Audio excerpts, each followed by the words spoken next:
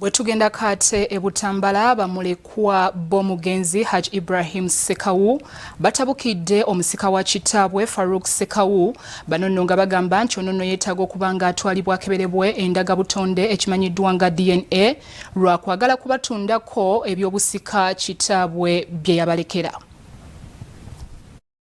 Bamulekwa b'omugenzi Haj Ibrahim Sekawu esseeta mu disitulikiti y'e Butambala nga bakulembeddwa mu Sumaya Kyakuwa Sekawu bavudde mu mbeera lwa muganda waabwe Farouk Walungama Sekawu gwe balumiriza okwagala okwekomya ebyobusika byonna kitaabwe bye yabalekera so nga balina muno okubuusabuusa nti yandiba ng'omugenzi si yamuzaala. Bwe twalaba nga Farouk anyinyitidde nga twaliko ne mu miitingi emu eya famire Farouk n'ayimuka n'agamba wali wemuwoza nti wa maama wammwe temutawana tata yampaawo. Mu lukiiko olutudde ku ttaka erikaayanirwa eriwezaako obwagaagavu bwa yiika 3 nga lwetabiddwamu ne ASP Rosemary Ntono Osi akulira okunoonyereza ku buzzi bw'emisango mu disitulikiti y'e Butambala bamulekwa bassezza Kimonga Nkuyege okutwala Farouk Walungama ku musaayi bazuula obuzaale bwe obutuufu kubanga bafukidde ekyewalula. Kye tusaba tuyambibweko asobole okugibwako omusaayi obakkirize mu bwongeru agibwako omusaayi tumanye agwa ku sayidi ki oba waffe tumwetondere oba si waffe tusigale n'enkolagana eri awo nga tukolagana n'omuntu gwe tumanyi. Naye Farouk siraba bukuzeeko simulaba muno kubanga yandibadde ategerekeka nti aweereddwa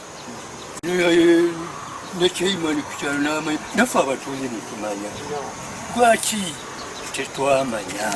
Bano ASP Rose Ntono osisiyaidde okuva ku poliisi ya disitulikiti y'e Butambala abawabudde ku nsonga za DNA. Naye omusango nga tegulipootingiddwa ku poliisi ekirungi muyina kanso ajja bagayidinga mugende mu kooti egenda bawa obuyinza era eba eragira abantu abo bekikwatako genda okola DNA bulijjo wano tubikola. Farouk Walungama ayogerwako tusobodde okumufuna ku lukomo lw'essimu era tukakasiza nga bw'alina obuyinza obujjuvu ku by'obugagga ebikaayanirwa n'assambajja ebyokumutwala ku musaayi. Ebyo byakwata nyiniwo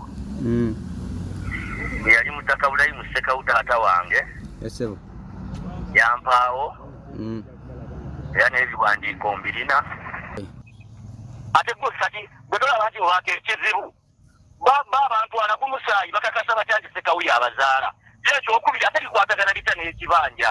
Kyokka ye nfanfe wa Walungama amanyikiddwa nga Umar Kangeta akawanga munde bw'ategeezezza nti ekifo ekikaayanirwa baali baakutulirawo ddiiro ne Farouk wabula neeyiika kyokka Farouk n'agaana okukkiriza defeati. Twali tukutulirawo ddiiro tweyazikawo nga twagala ye ne Walungama nga ze yeesimbyewo tuleeta Ameriya tukutulirewo ddiiro byonna bye mulimu bifu. Abatuuze ab'enjawulo wamu n'abakulembeze abalala ababaddewo baliko bye batangaazizza ku nsonga ezigenda mu maaso. Era ensonga lwaki mbagamba temulowooza nti agenda okubba ettaka lya wano ajja kuyita mu muntu mulala ajja kuyita mu mmwe mwennyini wamwajje era Farouk temugamba nti ali yekka. Kitegeeza bw'aba ne mawogo yamukwata abaamutwala gamazima kati ye yaba omubbi era yabba mawogo wabali abakola olukujjukujju okusana poliisi bakwate bannannyini muwogo babateeke munda yatwale muwogo. Bikusakiddwa Mutalemu Kizito Vincent, Crossall TV.